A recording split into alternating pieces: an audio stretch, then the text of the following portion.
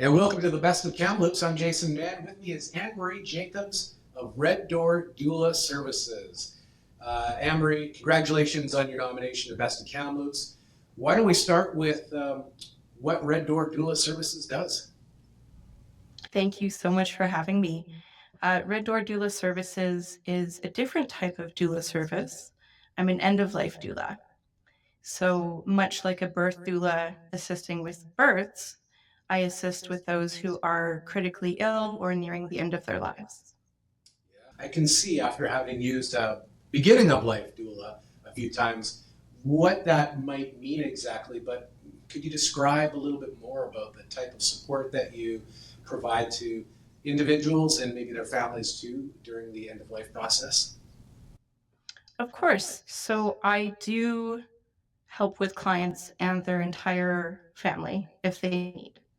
So, that means before, during, and after. I stay with families for up to a year to make sure that they have the proper resources and support that they need, and really giving that personalized care for each person because it affects everyone differently.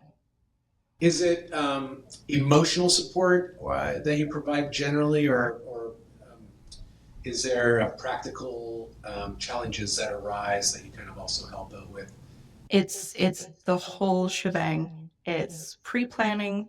I've had clients as young as 19 who want to get their paperwork started so that there's no surprises later on. And I also help with filling out the forms, with navigating the healthcare system, advocating for clients and their families because you don't know what you don't know. So you don't know what questions to ask or that you can ask to advocate for yourself. And then there's also life coaching and death coaching, uh, grief counseling, a little bit of everything. Well, when people are at this time of their life and transition, it does seem to me to be something that people try to push off to the side of the corner of their mind, right, for as long as they possibly Well, can. But it's funny that you say like sort of like younger people planning, because that was sort of like the process with the birth doula as well. We were planning what the birth would look like and what kind of music. So is there that element too as well? I suppose. absolutely.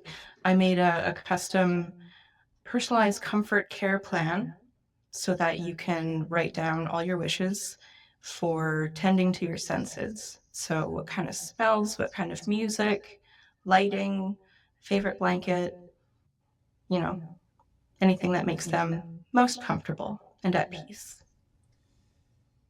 And what have you experienced or learned about dying in this process? I know this is maybe a difficult question, but I'm just very curious if you're around it a lot. Have there been any surprises or anything that you might offer as words of encouragement to people as they think about their end of life? Oh, that's a big question. Um, I mean, my main advice is to do the paperwork, put the thought into it, what you really want, because people who pass on without a will or their wishes known leaves the entire family to possibly second guess themselves or doubt themselves, and it just adds on a whole different layer upon their grief. So, taking control of that also helps you live life a little bit fuller, knowing that you're going to be taken care of, everything's ready, and you can just really live. It's got to be very rewarding work. I'm curious how you got involved and what inspired you to become an end of life doula. It is very difficult. It's very heavy emotionally.